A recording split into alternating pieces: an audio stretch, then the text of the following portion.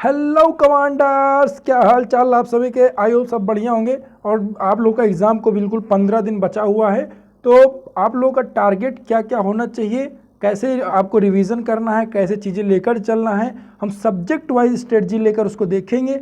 और उसके बाद हम लोग प्रीवियस ईयर का एनालिसिस लेके बताएंगे कि हाँ आप लोगों को क्या क्या पढ़ना है, क्या क्या नहीं पढ़ना है। और हम आपको ये भी बताएंगे कि मैंने कैसे 20 आउट ऑफ 19 क्वेश्चन करेक्ट किए थे एग्जाम में। ठीक है, तो हम लोग आते हैं। तो पहले बात करेंगे हम लोग पेपर स्ट्रक्चर। तो सबको पता है पेपर स्ट्रक्चर के बारे में कि जो मतलब कि अदर देन साइंस की जो लोग दे रहे हैं, तो उन लोगों को पेपर स्ट्रक्चर पता है कि आता है आपका 2 पेपर होते हैं। पहला हो गया इंग्लिश, दूसरा हो गया रागा। ठीक, एक हो गया इंग्लिश, दूसरा क्या हो गया रागा। ठीक है, तो ये हो गया आपका पेपर स्ट्रक्चर। ये हो गया 20 नंबर का, ये हो गया आपका 30 नंबर का। आपको टोटल कितने 50 नंबर के पेपर होते हैं। ठीक, तो अब देखिए आपके एग्जाम में जो है सबसे मेन होता है इंग्लिश, सबसे इंपॉर्टेंट। उसके बाद रागा की बात करें तो रागा में आपका रीजनिंग और मैथ्स, 2 चीज़ बहुत ही ज़्यादा जरूरी होता है। ठीक है, अब ये हम अपने हिसाब से बता रहे हैं। आप लोगों के लिए हो सकता है किसी किसी का जो है उसमें जीएस बहुत बढ़िया हो, करंट वगैरह और सब कुछ मतलब बहुत बढ़िया हो, तो उसके लिए क्या हो जीएस बहुत तगड़ा हो सकता है। तो आपको जो है अपने हिसाब से जो आपका एकदम बेस्ट हो चैप्टर उसको लेकर चलना है। ठीक है, जैसे हम बताएं इंग्लिश, इंग्लिश तो इम्पॉर्टेंट सबके लिए। इंग्लिश अगर आप इंग्लिश में 16 नंबर कम से कम कंपलसरी है, 16-17 नंबर आपको आना ही चाहिए इंग्लिश में पेपर निकालने के लिए। और 16-17 नंबर कैसे आएंगे हम आपको आगे बताते हैं। ठीक है, और रही बात रीजनिंग और मैथ की, तो रीजनिंग मैथ बहुत ही आसान, बिल्कुल आसान आती है रीजनिंग मैथ, ज़्यादा टफ नहीं आता है। ठीक है, और उस अब मेन चीज़ होता है क्या कि आता क्या है सर पढ़ें क्या। अगर किसी बच्चे का, हम ये नहीं कहेंगे भाई 15 दिन के अंदर तुम निकाल दोगे, लेकिन हमने क्या कहा अगर किसी बच्चे का बेस सही है तो 15 दिन के अंदर भी अगर जम के मेहनत कर लेगा तो उसका रिटर्न निकल सकता है, अगर आपका बेस सही है। बाकी जिन्होंने पहले पढ़ा है, हम बात करते हैं कि किसने क्या रिवीजन हम लोगों को कैसे करना है। ठीक है, तो आते हैं हम लोग को देखें पहले इंग्लिश का। तो इंग्लिश में आप सभी लोग जानते हैं कि इंग्लिश में जो है हर कुछ चीज़ें क्या है बिल्कुल एकदम कॉमन है। इसमें क्या आपका एक इडियम फ्रेज, लेकिन इडियम फ्रेज बहुत ज़्यादा है। हमने इस पे लगभग 10-10 मिनट की कम से कम 15 से 20 वीडियो बनाई होगी, 10-10 मिनट की हैं, आप लोग उसको देख लेंगे। 90% इडियम फ्रेज फटे, गारंटी बता रहे हैं 90% आपका फंस जाएगा उसमें से ही। ठीक है, उससे अभी सीडीएस का एग्जाम हुआ था, सीडीएस में 10 में से केवल 2 इडियम फ्रेज था जो हम नहीं पढ़ाए थे, 8 इडियम फ्रेज इसी से फंसा था जो हमने इंग्लिश का, आप इंग्लिश या इंग्लिश 2023 या इंग्लिश फॉर एयरफोर्स का जो हमने प्लेलिस्ट बनाया है उसमें आप लोग जाके देख लीजिएगा। ठीक, तो आप लोग का इडियम फ्रेज वहां से कवर हो जाएगा। उसके बाद जो है आपका सबसे तगड़ा जो है आपका आता है वॉइस और नरेशन। वॉइस और नरेशन से एक क्वेश्चन, इससे एक मतलब टोटल 2 क्वेश्चन आपका कंफर्म है। और वॉइस और नरेशन से आप लोग पता है या तो इजी, मतलब इजी आएगा तो कर ही लेंगे। बस केवल क्वेश्चन मैक्सिमम कहाँ से पूछता है, क्वेश्चन मैक्सिमम इंपेरेटिव सेंटेंस से पूछता है। इंपेरेटिव सेंटेंस पूछ लेगा या क्वेश्चन इंट्रोगेटिव सेंटेंस, दो ही चीज़ों से पूछता है maximum question, imperative sentence, interrogative sentence. तो आप लोगों को वॉइस और नरेशन 2 चीज़ आपको एकदम अच्छे से रिवीजन कर लेनी है। समझ में आया कि नहीं, वॉइस और नरेशन ये 2 चीज़ आपको बिल्कुल नहीं छोड़ना है। उसके बाद भाई आपको साइड बाय साइड, मतलब कि सब एक तरफ और साइड में आपका वोकैब।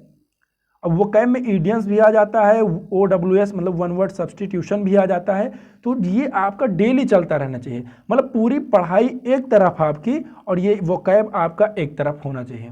समझ में आया, इसको पढ़ाई में गिनना ही नहीं चाहिए। ये तो एक समझ लो आपका वार्म अप हो जाएगा कि भैया सुबह उठे 10 वोकैब याद कर लिया, आपका वार्म अप हो गया, अब चलो आगे की पढ़ाई करते हैं। समझ में आया कि नहीं, तो ये आपको बिल्कुल इंग्लिश के लिए करना है। तो इंग्लिश में आपको इडियम फ्रेज से 1 क्वेश्चन, ये दोनों मिला के 2 क्वेश्चन, 3-4 क्वेश्चन आपका कंफर्म हो गया। अब अगर आप उसके बाद इंपॉर्टेंट रहता है आपके लिए क्या, एरर। स्पॉटिंग एरर इजी आता है। अगर आपने 100 रूल्स ही देख लिया, 100 रूल्स पढ़ लिया तो आपका एरर उससे फंस जाएगा। बस ध्यान क्या रखना है, प्रैक्टिस। अगर आप प्रैक्टिस बहुत ज़्यादा मारेंगे तो फिर आपका फंसना तय है। ठीक है, प्रैक्टिस से क्या होता है, आपको पता रहता है कि चीज़ें कहाँ क्वेश्चन एरर पूछ सकता है। अगर ये वर्ड एरर में पूछा है तो इसका आंसर यहाँ तक, ये भी प्रिडिक्शन आप कर सकते हैं कि ये वर्ड है तो इसका एरर यहाँ पे हो सकता है। प्रैक्टिस करने का यही फायदा होता है कि आप प्रिडिक्ट कर ले जाते हैं कि इसका एरर। अब से हम लोग का है, हम लोग अगर देखें एयरफोर्स का या कोई लो लेवल का एग्जाम देखें तो हम लोग को प्रिडिक्ट हो जाता है कि हाँ भाई ये क्वेश्चन है तो इसमें एरर यहाँ पे ये वर्ड आया तो इसके साथ ये यूज होगा, तो यहाँ पे एरर हो सकता है। तो वो चीज़ आती है प्रैक्टिस से। समझ में आया कि नहीं? तो आप लोगों को इस पर बहुत ध्यान देना है। और कॉम्प्रीहेंशन का आपको भाई फ्री का नंबर है, 2 से 3 क्वेश्चन आपका फ्री का नंबर कॉम्प्रीहेंशन से मिलने वाला है। ठीक है, तो ये था आपका। अब एरर आपने पढ़ लिया, मतलब रूल्स, ग्रामर पढ़ लिया आपने, तो ग्रामर से जो है आपका फिल इन द ब्लैंक्स भी हो जाना है।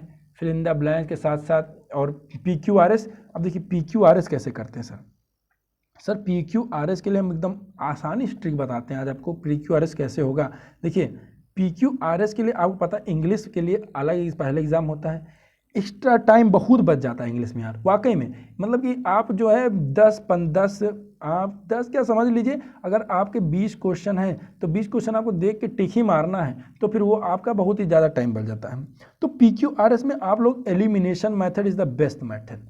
एलिमिनेट करके आप जो है वहाँ पे समझ सकते हैं। और एक चीज़ राज की बात बताता हूँ, PQRS में आप जो है अगर पीछे से सेटिस्फाई कर लेंगे, मतलब आपने देखा कोई P दिया हुआ, Q दिया हुआ, RS दिया हुआ, S दिया हुआ है, तो आप देख लिए कि इन दोनों में इसके बाद ये आएगा, तो आप जो है तुरंत उसको ऑप्शन से एलिमिनेट करके तुरंत कर देंगे। ठीक, तो PQRS में प्रैक्टिस जितना ज़्यादा हो सके उतना ज़्यादा प्रैक्टिस मारते रहिए। ठीक है, अब आते हैं हम लोग मैथ के सेक्शन में। इंग्लिश के बाद रीजनिंग और मैथ दोनों इंपॉर्टेंट हैं। मैथ के सेक्शन में हमें पता है कि प्रॉफिट एंड लॉस से क्वेश्चन आना है, प्रॉफिट एंड लॉस से क्वेश्चन आना है, और टाइम एंड वर्क से क्वेश्चन आना है, SICI से क्वेश्चन पूछ लेता है, समझ लें। और उसके बाद जो है आपका सिंप्लीफिकेशन से क्वेश्चन फ्री का, सिंप्लीफिकेशन से क्वेश्चन आपका फ्री का आता है। तो अब ये सब जो है आप 15 दिन के अंदर ये टारगेट बनाइए कि हमको एक बार इसको कंप्लीट रिवीजन करना है। कैसे करना है, प्रीवियस ईयर उठाइए, देखिए किस टाइप के क्वेश्चन आते हैं। जिस टाइप क्वेश्चन आते हैं आप उस टाइप का क्वेश्चन तो जरूर देखेंगे, उसके साथ साथ जो है जो नहीं भी आते हैं उसको भी आपको एक बार देखना है कि मान लो ये आ गया तो कैसे करेंगे हम लोग। ठीक, तो रिवीजन मैथ का जितना ज़्यादा आप रिवीजन करेंगे, मैथ अगर आप रिवीजन नहीं कर रहे हैं तो आपके दिमाग से मैथ कुछ दिन में क्या होगी, उतर जाएगी। ठीक है, और उसके बाद आप प्रोबेबिलिटी देखिए, प्रोबेबिलिटी के साथ साथ आपका आता है मेंसुरेशन और ट्रिग्नोमेट्री। ये सारे फ्री के नंबर देते हैं, फ्री के नंबर, मतलब कि इनका कोई लेवल ही नहीं होता है। प्रोबेबिलिटी, मेंसुरेशन, ट्रिग्नोमेट्री कोई लेवल नहीं होता। आप अगर एक बार पढ़ लिए हैं इन तीनों चैप्टर को तो आराम से आप वहाँ पे कर ले जाएंगे। समझ में आया कि नहीं? तो ये था आपका मैथ्स का। उसके बाद आते हैं हम लोग रीजनिंग में जो है फिगर, चाहे फिगर क्लासिफिकेशन हो चाहे एनालॉजी हो, ये जो है बहुत ज़्यादा पूछते हैं। और फिगर के साथ साथ आपका सीरीज, दो चीज़, फिगर सीरीज आपको आ जाएगा अगर, तो फिगर देखिए, फिगर के टाइप, फिगर ही आपसे एग्जाम में फंसता है। फिगर अगर मतलब कोई बंदा है वो पूरा कर ले जाएगा रीजनिंग, केवल फंसेगा फिगर में और सीरीज में, दो ही चीज़ उससे नहीं हो पाएंगी। फिगर में कहीं कहीं अटक जाता है या सीरीज में अटक जाता है, तो आपको इन पर रिवीजन बहुत ज़्यादा मार लेना है। बाकी सारे की ब्लड रिलेशन हो गया, और उसके बाद मान लो आपका कोडिंग डिकोडिंग हो गया, डायरेक्शन डिस्टेंस हो गया, तो ये सारे बहुत हैं, बहुत ही आसान आते हैं। ठीक, तो आपको जो है जितना आपने पढ़ लिया है उसको आप केवल रिवीजन मारिए 15 दिन में, और नया कुछ ना पढ़िए। ठीक है, अब आते हैं हम लोग किस पे, करंट अफेयर्स। करंट अफेयर्स आपको अवार्ड, जनरल नॉलेज बहुत ही वास्ट है, आपको कुछ नहीं पढ़ना है, केवल अवार्ड पढ़ के जाना है, और स्पोर्ट्स से रिलेटेड करंट अफेयर पढ़ेंगे, और उसके बाद फर्स्ट वगैरह पढ़ लेंगे, फर्स्ट एंड लास्ट, बस आपका करंट अफेयर्स देने में फंस जाएगा। इससे बाहर अवार्ड्स और स्पोर्ट्स से बाहर कहीं पूछते ही नहीं हैं। स्पोर्ट जो है इसमें मतलब कि बैडमिंटन हो गया या कुछ भी हो गया, तो जो रीसेंट स्पोर्ट हुए हैं आप उसको, और हम तो कहेंगे जैसे पास्ट 6 ईयर, अरे 6 मंथ्स का नहीं, अगर आप जैसे एग्ज़ाम है आपका किस महीने में, अभी ये चल रहा है आपका अप्रैल, 16 मई को एग्ज़ाम है, तो आप फरवरी मार्च ये दोनों तो बहुत अच्छे से पढ़ के जाएंगे। फरवरी और मार्च आपको बिल्कुल अच्छे से पढ़ना है, और बाकी आप जैन का भी, जैन फैब मार्च और अप्रैल, ठीक। अप्रैल का समझ लीजिए 15 दिन का पढ़ लेंगे तो आराम से काम हो जाएगा, अप्रैल का 15 दिन का, और जैन फैब मार्च ये तीनों जरूर पढ़ के जाना है, इन्हीं में से क्वेश्चन फंसेगा, ठीक है। समझ में आया कि नहीं। तो करंट अफेयर्स के बाद आप क्या आते हैं, पॉलिटी।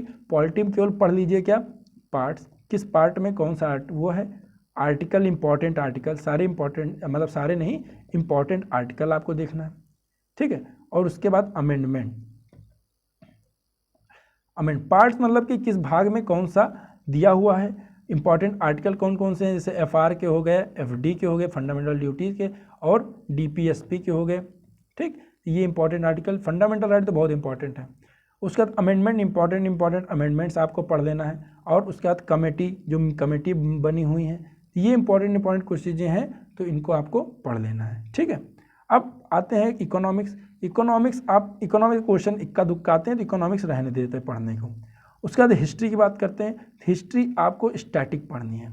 स्टैटिक मतलब आर्ट एंड कल्चर से रिलेटेड, कि किसके समय कौन आया, मतलब जैसे यात्री, किसके समय कौन यात्री आया, ठीक।